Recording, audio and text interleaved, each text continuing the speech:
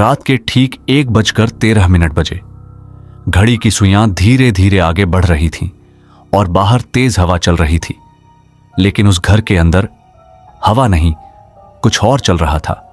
पुराने लकड़ी के दरवाजे अपने आप कर्क कर्क की आवाज कर रहे थे और कमरे के कोने में एक लाल कपड़ों वाली गुड़िया चुपचाप बैठी थी। उसकी आंखें ऐसी लग रही थीं जैसे वो जिंदा हो और किसी का इंतजार कर रही हो। उस घर में नई नई एक फैमिली आई थी, मां, पापा और उनकी 11 साल की बेटी सानवी। सानवी को शुरू से ही वो घर थोड़ा अजीब लगा, लेकिन जैसे ही उसने उस गुड़िया को देखा, उसकी आंखें चमक उठीं। मम्मी, ये गुड़िया मेरी है। मां ने तुरंत कहा, नहीं, इसे मत छूना। लेकिन सानवी ने हंसते हुए कहा, अरे ये तो बस एक खिलौना है। उसे क्या पता था, वो खिलौना नहीं, एक कैद आत्मा थी। पहली रात सानवी अपने कमरे में सो रही थी। गुड़िया उसके बेड के पास टेबल पर रखी थी। कमरे में हल्की नीली लाइट जल रही थी और अचानक टक टक टक, जैसे कोई धीरे धीरे टेबल पर उंगलियां मार रहा हो। सानवी ने आंखें खोली और उसका दिल रुक गया। गुड़िया अब टेबल पर नहीं थी। वो धीरे धीरे गर्दन घुमाती है और देखती है, गुड़िया उसके पैरों के पास खड़ी थी। सानवी डर गई, लेकिन खुद को समझाया, मैंने ही शायद नीचे गिरा दी होगी।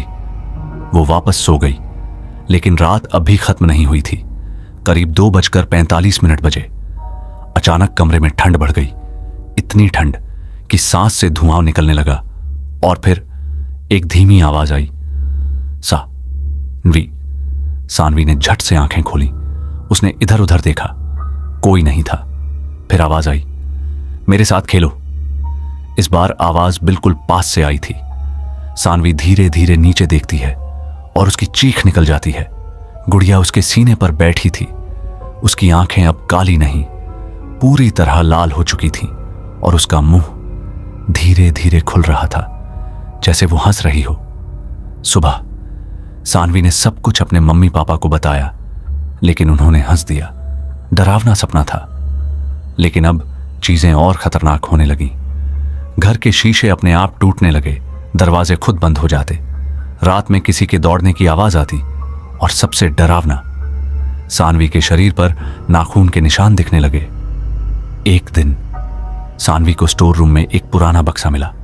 उसमें एक फोटो थी, एक लड़की जो बिल्कुल उसी गुड़िया को पकड़े हुए थी।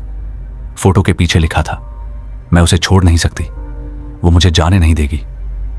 उस रात सब कुछ खत्म हो गया। घड़ी ने 3 बजे बजाए। थक थक थक। सानवी के कमरे का दरवाजा अपने आप बजने लगा, लेकिन बाहर कोई नहीं था। अचानक दरवाजा जोर से खुला और कमरे की लाइट बंद हो गई। अब पूरा कमरा अंधेरे में था, सिर्फ खिड़की से आती हल्की रोशनी, और उसी रोशनी में गुड़िया धीरे धीरे चल रही थी। सानवी बिस्तर के कोने में सिमट गई। उसका शरीर कांप रहा था। वो चिल्लाना चाहती थी, लेकिन आवाज नहीं निकल रही थी। गुड़िया अब उसके बिल्कुल सामने थी। उसने धीरे धीरे सिर उठाया और एक डरावनी आवाज में कहा, अब तुम मेरी हो।